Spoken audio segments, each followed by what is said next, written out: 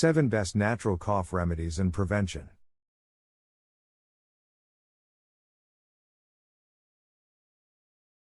Along with medication treatment, you can ask your doctor about other options to help your cough. You can create your own remedy at home by mixing up to 2 teaspoons of honey with herbal tea or warm water and lemon. There's slight evidence to suggest that bromelain, an enzyme found only in the stem and fruit of pineapples, can help suppress coughs as well as loosen the mucus in your throat.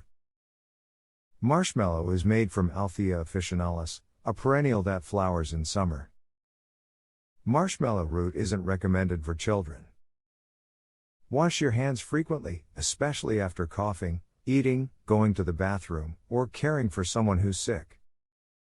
With allergies, you can reduce flare-ups by identifying the allergens that affect you and avoiding exposure to them.